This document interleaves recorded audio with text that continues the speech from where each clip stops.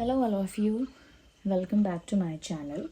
मैं आज आप लोगों के लिए लेकर आ चुकी हूँ एक कलेक्टिव रीडिंग जिसका टॉपिक रहने वाला है क्या वह आपके लिए रोते हैं।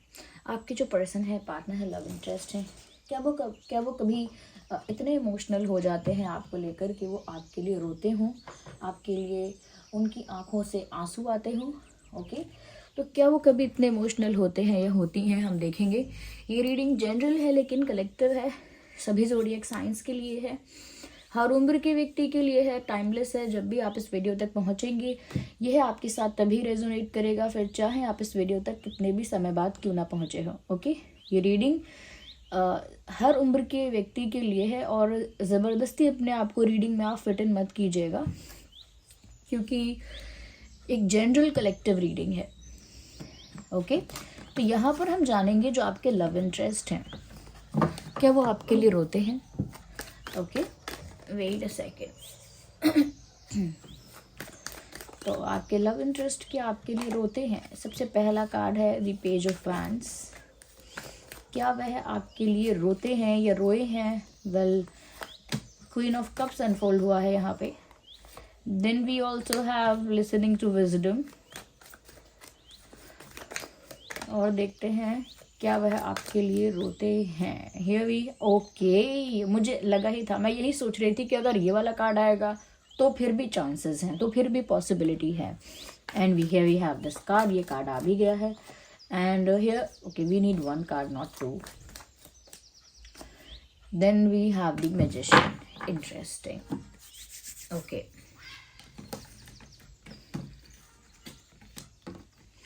आई hope you can see them clearly, आपको दिख रहे होंगे कार्ड्स।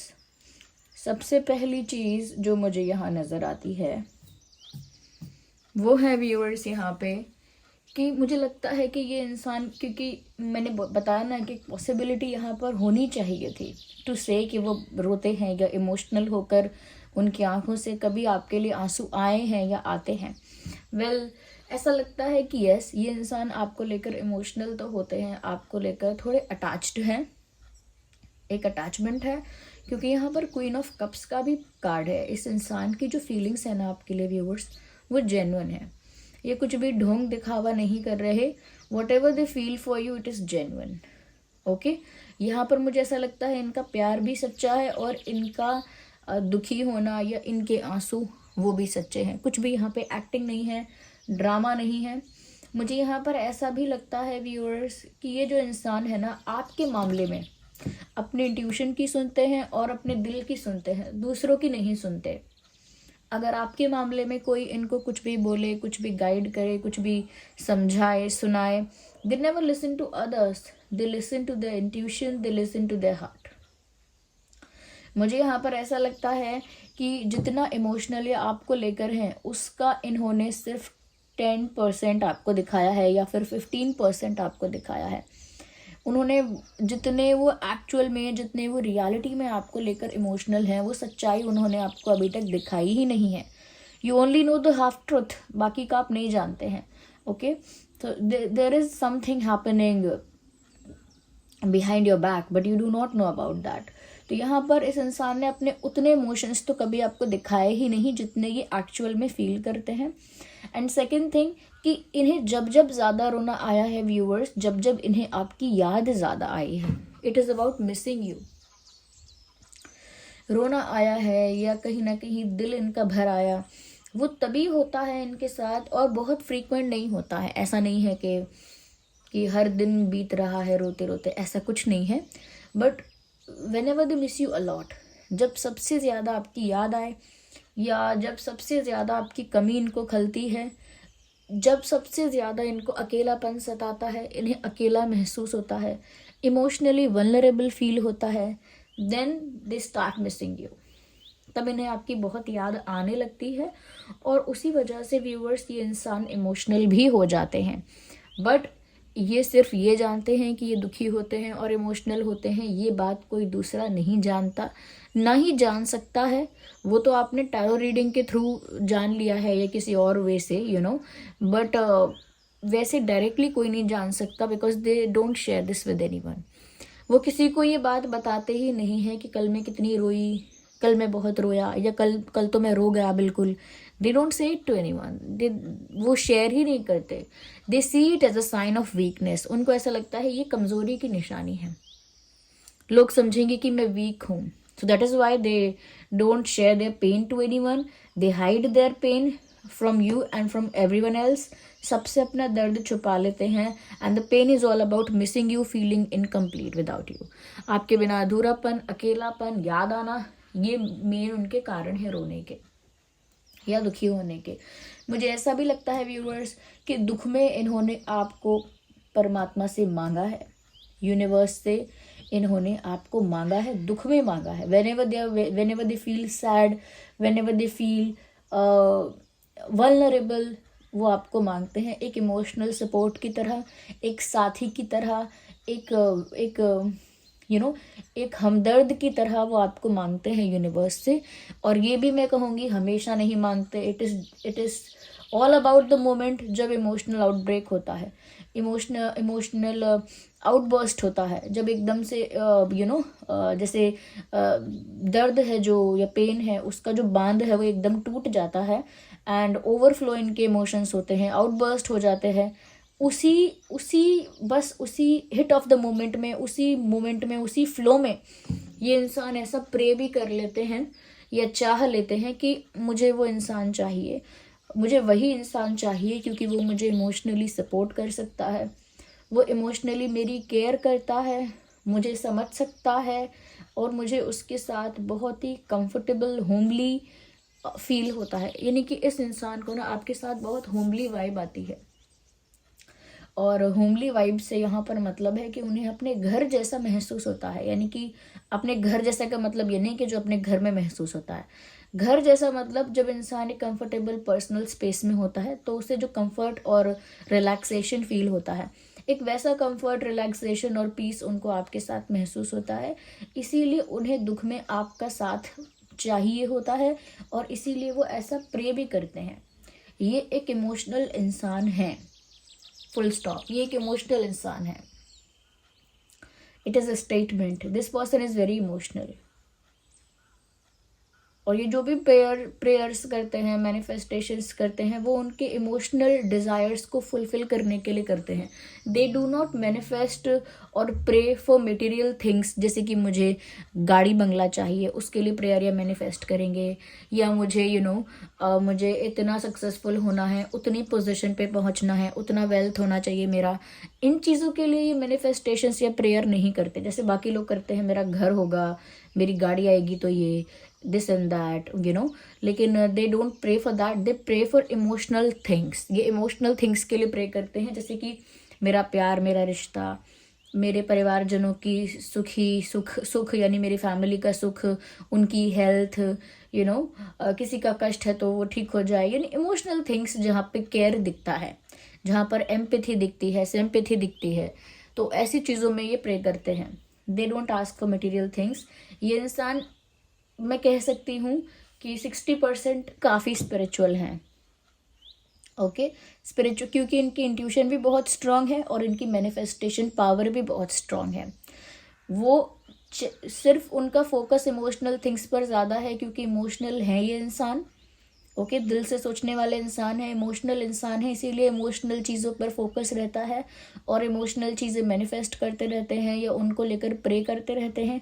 जबकि इनको नहीं पता कि ये स्पिरिचुअली इतने पावरफुल हैं कि अगर मटेरियल थिंग्स भी प्रे करेंगे, अगर ये मटेरियल थिंग्स भी प्रे करेंगे या मैनिफेस्ट करेंगे तो उनको भी अट्रैक्ट कर लेंगे easily. They do not know about it, क्योंकि उनकी इंट्यूशन भी बहुत ट्रू है, उनकी मैनिफेस्टेशन स्किल है, पावर है, वो भी बहुत स्ट्रांग है। और कहीं ना कहीं इनकी इंट्यूशन इतनी स्ट्रांग है कि इनको अंदर से पता लग जाता है कि क्या होने वाला है, क्या सच है, क्या झूठ है, कौन उनका अपना है, कौन पराया है, कहाँ जाना है, किस दिशा में जाना है, क्या कार्य करना है। थोड़ा बहुत उनकी इंट्यूशन उनको गाइड करती रहती है इन अ राइट वे। कहीं ना कहीं इनकी इंट्यूशन व्यूअर्स इनको आपकी तरफ पुश करती है। ओके, ये कभी भी अगर रास्ता भटक जाए, डिस्ट्रैक्ट हो जाए, डाइवर्ट हो जाए किसी रीज़न से, तो इनकी इंट्यूशन जो है वो इनको आपकी तरफ ही पुश करती है, आपकी तरफ ही धकेलती है। यहाँ पर मुझे ऐसा भी लगता है व्यूअर्स कि ये जो इंसान है आपसे जेन्युइनली बहुत प्यार करते हैं and they see you as as someone who is very quiet, introvert and mysterious. उनको ऐसा लगता है कि आप एक ऐसे इंसान हो जो थोड़े चुप रहते हो, तो इसीलिए हो सकता है इंट्रोवर्ट हो, और काफ़ी सीक्रेटिव और मिस्टीरियस हो, यानी कि आपके दिमाग में क्या है, दिल में क्या है, no one can get that, कोई समझ ही नहीं सकता। They try to observe you, आपको ऑब्जर्व करते हैं ये, टू अंडरस्टैंड योर माइंडसेट, आपका माइंडसेट समझने के लिए, आपकी फीलिंग्स, आपकी एनर्जीज को अंडरस्टैंड करने के लिए ये आपको ऑब्जर्व करते हैं फ्रॉम फार अवे, दूर से आपको ऑब्जर्व करते हैं। लेकिन उनको क्या समझ में आता है? सिर्फ साइलेंस और इंट्रोवर्ट नेचर और मिस्टीरियसनेस, सीक्रेटिवनेस और समवेयर अ बिट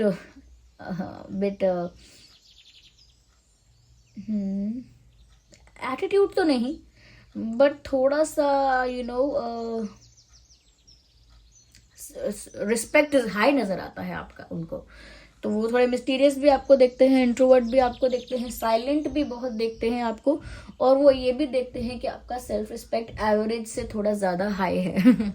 एवरेज होता है यानी कि लोग जितना आत्मसम्मान रखते ही हैं, अपना मेंटेन करते ही हैं, आप उससे थोड़ा सा ज़्यादा करते हो। तो ये चीज़ें ही वो नोटिस कर पाए और कुछ नोटिस नहीं कर पाए। समवेयर व्यूअर्स ये एक इमोशनल बीइंग है और आपसे प्यार कर बैठी हैं या कर बैठे हैं, और मुझे लगता है कि ये अपने इमोशंस खुद भी दिखाने की हिम्मत नहीं रखते। मैंने पहले ही बोला कि ये बस 10-15% अपने जेन्युइन इमोशंस दिखाते हैं, रिमेनिंग तो वो खुद ही सप्रेस कर देते हैं। बाकी बचे हुए जो इमोशंस हैं उनको खुद ही दबाने का काम करते हैं। Maybe you are introvert but this person is under confident, okay, but they do not need to, उनको ज़रूरत नहीं है अंडर कॉन्फिडेंट होने की कहीं से भी, but still they are under confident for some reason.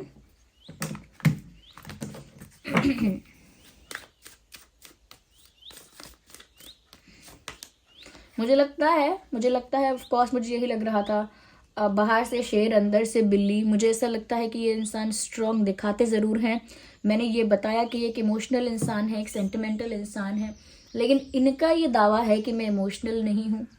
इनका दुनिया को ये दिखाना है कि मैं बहुत स्ट्रॉन्ग हूँ, बहुत पावरफुल हूँ, मेरी करेजियस पर्सनालिटी है। अरे अंडर कॉन्फिडेंस की तो बात ही ना करो मेरे बारे में। तो ये बिल्कुल उल्टा दिखाते हैं बाहर, जबकि अंदर से वीक हो रहे हैं, इमोशनली वल्नरेबल हो रहे हैं, वीक हो रहे हैं, किसी पर डिपेंड होना चाहते हैं, दैट इज़ यू। आप पर इमोशनली डिपेंड होना चाहते हैं या चाहती हैं। फीमेल के लिए भी मैं यही बातें कह रही हूँ जो मैंने अब तक बताई हैं।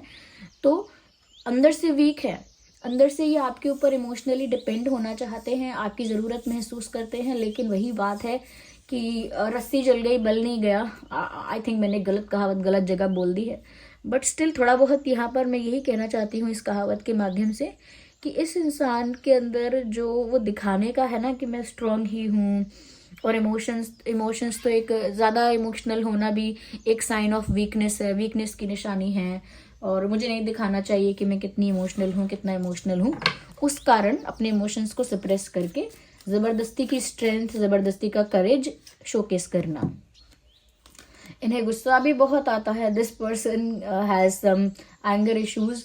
इनको गुस्सा भी बहुत आता है क्योंकि एक इमोशनल इंसान हमेशा ना बहुत इंटेंस और एक्सट्रीम चीज़ें करता है। एक इमोशनल इंसान बहुत ज़्यादा रो भी सकता है, बहुत ज़्यादा खुश भी होता है, एक्साइटेड भी होता है, और जब उसे गुस्सा आता है तो वो गुस्सा भी बहुत होता है। मैं ये नहीं कहूँगी कि ये एक हिंसक या अग्रेसिव इंसान है, बट एक गुस्से वाले इंसान ये डेफिनेटली हैं, शॉर्ट टेम्पर्ड हैं, इन्हें जल्दी गुस्सा आता है। ओके, इन्हें जल्दी गुस्सा आता है, और मुझे ऐसा लगता है कि इनका गुस्सा कभी कभी आंखों में पानी आके ख़त्म होता है, कि आंखों में आंसू आ जाएंगे तब इनका गुस्सा शांत हो जाएगा, या सामने वाले की आंखों में आंसू आ जाएंगे या खुद की आंखों में आंसू आ जाएंगे।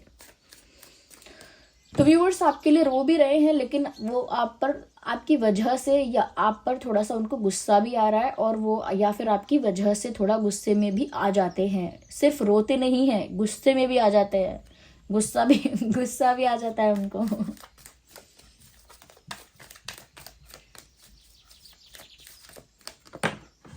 ओके, अपने आप ही पॉप आउट हुआ है, and they think that you are very beautiful. उनको ऐसा लगता है व्यूवर्स कि आप बहुत ब्यूटीफुल हो, आपसे नज़रें हटाना उनके लिए टफ है।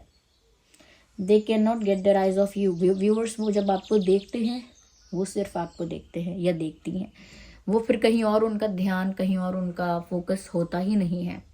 Because they think that you look very beautiful, very elegant, very graceful, very classy. उनको लगता है आप बहुत खूबसूरत, बहुत क्लासी और बहुत एलिगेंट दिखते हैं।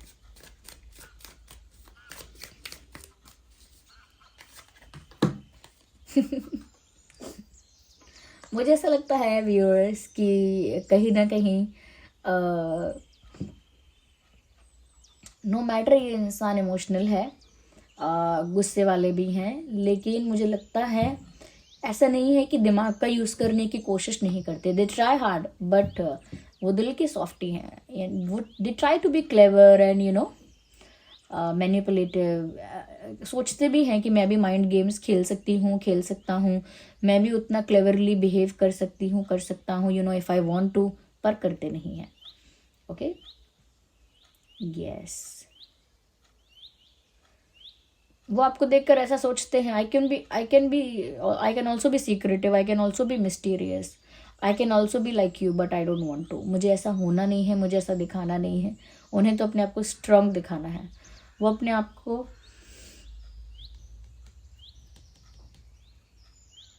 स्ट्रांग, करेजियस और बोल्ड पर्सनालिटी दिखाने में ही लगे हुए हैं।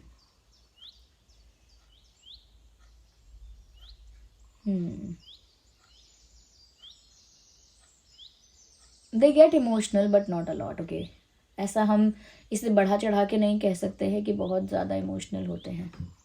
They do get emotional but in a limited way, एक लिमिटेड तरीके से ही वो इमोशनल हो रहे हैं, जबकि वो दिमाग भी चला सकते हैं अगर वो मैनिपुलेटिव होना चाहें तो, but they are not trying for that. वो कोशिश नहीं कर रहे हैं उस चीज़ के लिए, because they love you, they actually genuinely love you. अगर वो आपको सच्चा प्यार नहीं कर रहे होते तो वो शायद एक बार के लिए मैनिपुलेटिव होते या माइंड गेम्स खेलते।